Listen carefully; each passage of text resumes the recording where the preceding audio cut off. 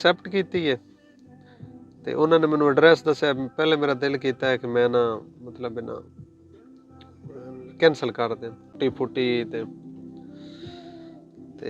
उधर मतलब मैं लै गया। मैं कहा 372। अच्छा अच्छा।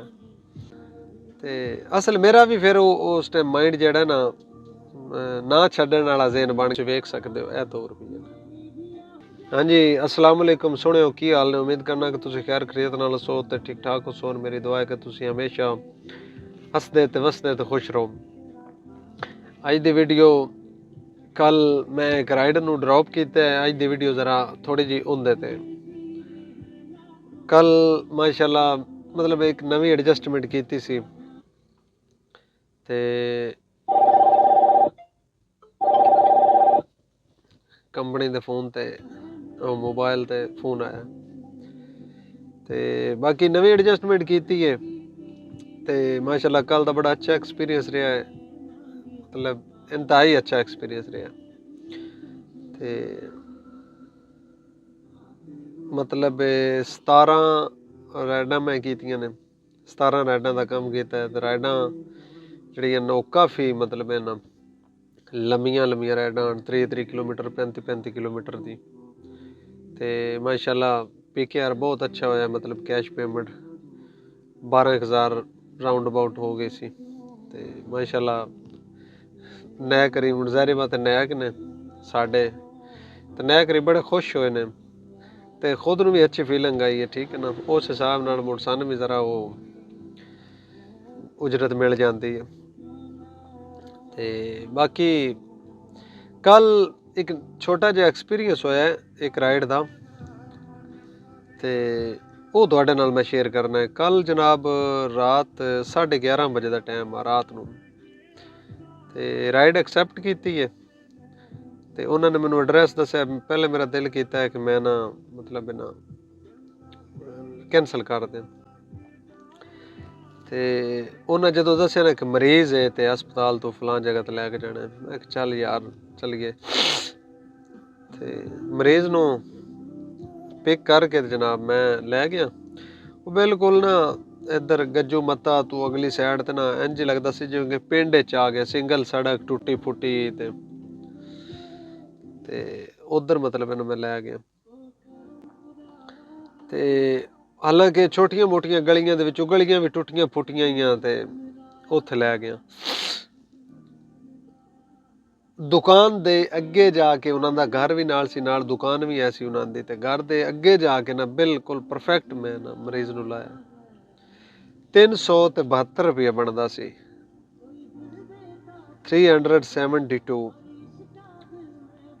372 रुपया क्योंकि 372 इस वास्ते आख्या कुछ लोग कसम खुदा दी पता ही कोई नहीं 72 की हुंदा है।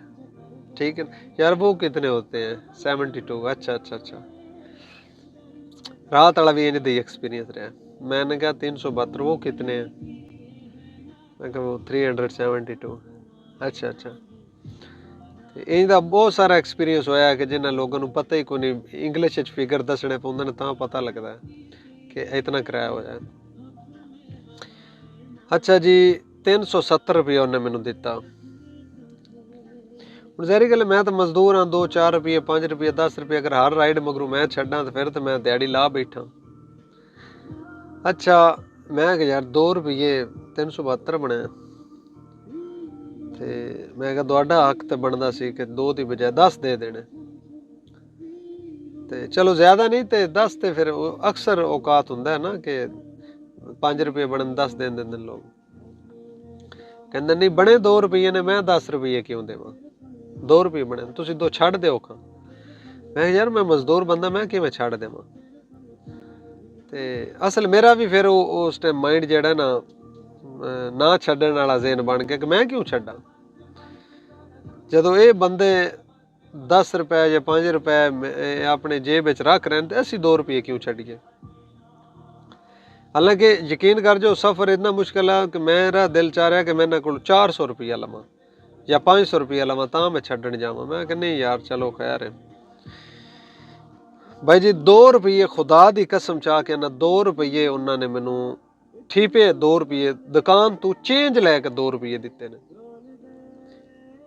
ते अगों आप हिसाब ला लियो बई मैं हुण की दसां। दुकान तू चेंज लैके उन्हें कहा मैनू दे पैसे मैं चेंज लै लेना। भाईजान उन्हें चेंज लैके 2 रुपये दिते मेरे कोल ने इत्थे 2 रुपये पे ने, शायद तुसीं वेख सकदे हो, 2 रुपये ने, 2 रुपये मैं रखे ने। इस तरह होर बहुत सारे एक्सपीरियंस होए ने ते लेकिन वो पहले भी दस्सिया कि मोबाइल गुम हो गया, उनदे विच वीडियो सारियां आन काफ़ी सारियां ते इंशाअल्लाह वो दोबारा डिटेल नाल ना एक ही व्लॉग विच ना सारे एक्सपीरियंस दस्सांगा लाहौर दे विच कि राइड दे हवाले नाल किवें दा एक्सपीरियंस रहा मेरा। ते बाकी अल्लाह पाक खैर करे, दस्सण दा यही मकसद आ कि किन्ना फ़र्क दे नाल जहान है। अल्लाह पाक ने फ़र्क दे नाल जहान बनाया है ते कुछ लोग चंगे ने, कुछ ज़्यादा चंगे ने, कुछ उस तो चंगे ने, असीं बुरे नहीं आखदे, असीं पता नहीं किन्ने बुरे हाँ। ते बाकी उनदी चंगियाई इतनी आई है, वो भी चंगा बुरा नहीं है, वो अपने नज़रिए नाल ज़हरी बात पता नहीं किवें दा उनदा माइंड सी ते उन्हें 2 रुपये मतलब मैनू चेंज करा के दिते ने। ते हालांकि असीं जिहड़े पिंडां वाले लोग हाँ, कसम खुदा दी जितना भी माड़ा बंदा होवे जां जिन्ना भी गंदे ज़हन वाला भी होवे, वो 150 छड्ड परां यार खैर ही है, कोई नहीं डर। ते 2 रुपये चलो बाकी इंशाअल्लाह तुहानूं आ गई होनी है समझ मेरी। ते ये एक्सपीरियंस या तजर्बा तां ही हुंदा जदों किसी काम विच वड़ीए।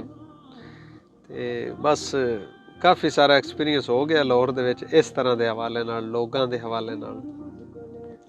तो बाकी उम्मीद करना कि गुफ्तगू एक्सपीरियंस चंगा लगा उसी। इंशाअल्लाह अगली वीडियो च मुलाकात उसी। दुआवां याद रखें, अपना ढेर सारा ख्याल रखें, मेरी तरफों ढेर सारा प्यार। अल्लाह हाफिज़।